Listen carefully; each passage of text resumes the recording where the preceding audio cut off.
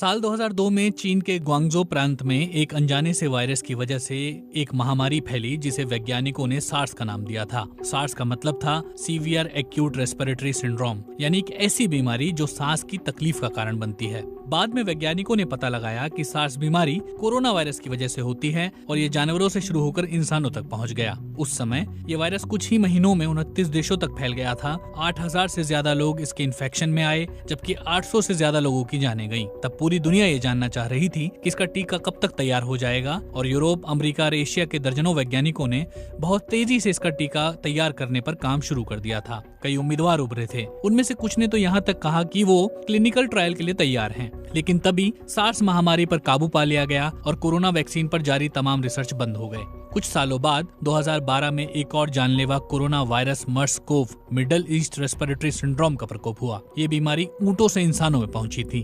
तब भी बहुत सारे वैज्ञानिकों ने इन रोगाणुओं के खिलाफ टीका तैयार करने की जरूरत फिर से दोहराई। आज लगभग 20 साल बाद जब नए कोरोना वायरस SARS-CoV-2 ने तकरीबन लाखों लोगों को संक्रमित कर दिया है, दुनिया एक बार फिर पूछ रही है कि इसका टीका कब तक तैयार हो जाएगा। कोरोना वायरस के अतिक्रमण की पिछली घटनाओं से हम क्यों सबक नहीं ले पाए, जबकि ये मालूम था कि इसकी वजह से कोविड-19 जैसी जानलेवा बीमारी हो सकती है, और टीका तैयार करने वाले रिसर्चों को आगे क्यों नहीं बढ़ाया गया। लेकिन अमेरिका के ह्यूस्टन में वैज्ञानिकों की एक टीम ने कोरोना वायरस के खिलाफ टीका तैयार करने का काम नहीं छोड़ा था। साल 2016 में वो लोग अपनी कोशिश में कामयाब हो गए और कोरोना वायरस का वैक्सीन तैयार कर लिया गया। बेलर कॉलेज ऑफ मेडिसिन के national school of tropical medicine की को डायरेक्टर डॉक्टर मरीना एलिजा बोटाजी ने बीबीसी मुंडो से इस बारे में बातचीत की। उन्होंने बताया, हमने ट्रायल्स खत्म कर लिए थे और वैक्सीन के शुरुआती उत्पादन प्रक्रिया के अहम पड़ावों से भी गुजर चुके थे। डॉक्टर मारिया एलिना टेक्सास के बच्चों के हॉस्पिटल के वैक्सीन डेवलपमेंट सेंटर की को डायरेक्टर भी हैं। वो कहती हैं, फिर हम NIH US national institute of health के पास गए और पूछा कि हम इस वैक्सीन को क्लिनिक तक जल्द पहुंचाने के लिए क्या कर सकते हैं,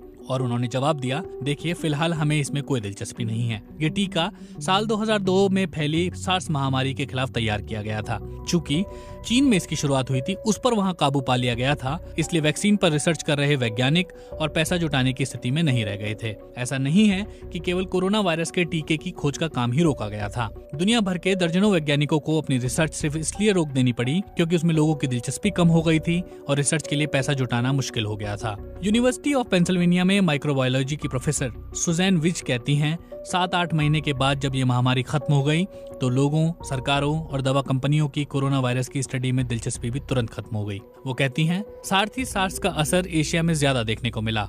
कनाडा में इसके संक्रमण के कुछ मामले मिले थे, पर ये यूरोप तक नहीं पहुंच पाया, जैसा कि इस बार कोरोना वायरस के साथ हुआ। इसके बाद मर्स वायरस आया, लेकिन इसका असर मध्य पूर्व तक ही सिमटा रहा। फिर कोरोना वायरस और उसमें लोगों की दिलचस्पी खत्म होती चली गई। कुछ दिनों पहले तक यही हालात बने हुए थे और मुझे सचमुच ऐसा लगता है कि हमें बेहतर रूप से तैयार रहना चाहिए था। सार्स और मर्स के बारे में विशेषज्ञों का कहना है कि ये दोनों कोरोना वायरस के खतरे से आगाह करने वाली ऐसी चेतावनी थी जिसे नजरअंदाज नहीं किया जाना चाहिए था और इन पर रिसर्च जारी रखा जाना चाहिए था। हालांकि डॉक्टर मारिया एलिना का वैक्सीन इस समय संक्रमण में प्रचलित कोरोना वायरस के लिए नहीं था, बल्कि ये सार्स बीमारी के लिए था। लेकिन जानकार इस बात पर सहमत हैं कि अगर वो वैक्सीन तैयार हो जाता तो भविष्य की महामारियों के लिए नए टीके का विकास ज्यादा तेज रफ्तार से किया जाना मुमकिन होता। येल यूनिवर्सिटी में स्कूल ऑफ पब्लिक हेल्थ के प्रोफेसर जैसन स्क्वाट्स कहते हैं कि कोविड-19 की महामारी के खिलाफ तैयारियां साल 2002 की सार्स महामारी के वक्त से ही शुरू हो जानी चाहिए थी। उनका कहना है, अगर हमने सार्स वैक्सीन प्रोग्राम बीच में नहीं छोड़ा होता तो नए कोरोना वायरस पर रिसर्च करने के लिए हमारे पास काफी बुनियादी स्टडी उपलब्ध होती।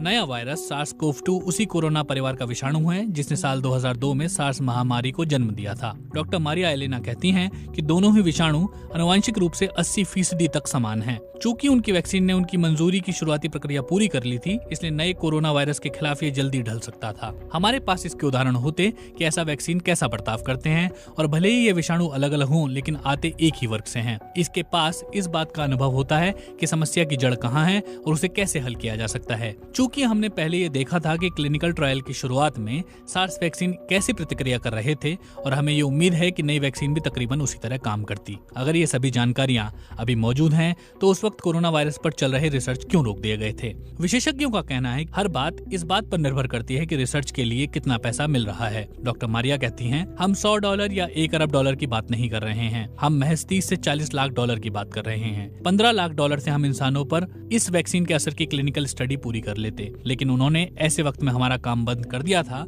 जब हम दिलचस्प नतीजों तक पहुंचने के करीब थे। बायोटेक कंपनी आरए कैपिटल के निदेशक और वायरोलॉजिस्ट पीटर कोलचेंस्की बताते हैं, चूंकि इस वैक्सीन के लिए कोई बाजार नहीं था, इसलिए इसके लिए पैसा देना बंद कर दिया गया। हकीकत यह है कि जब एक बाजार होता है तो इसका एक हल भी होता है। आज हमारे पास कोरोना वायरस के लिए सैकड़ों वैक्सीन हैं, लेकिन ये सभी सुअर, मुर्गे मुर्गी या गाय जैसे जानवरों के लिए हैं। ये वो वैक्सीन हैं जो पोल्ट्री या पालतू पशुओं को बीमारी से बचाने के लिए हैं, क्योंकि इनका करोड़ों डॉलर का बाजार है। लेकिन इसके बावजूद ये सोचा गया कि इंसानों को अपना शिकार बनाने वाले कोरोना वायरस की महामारी पर काबू किया जा सकता है। पीटर कोलचेंस्की कहते हैं, समस्या यह है कि किसी भी कंपनी के लिए कोई ऐसा प्रोडक्ट तैयार करना एक खराब कारोबारी पेशकश है जिसका दशकों तक या फिर शायद कभी नहीं इस्तेमाल होगा। ये एक उस चीज की तरह है जिस पर सरकारों को निवेश करना चाहिए।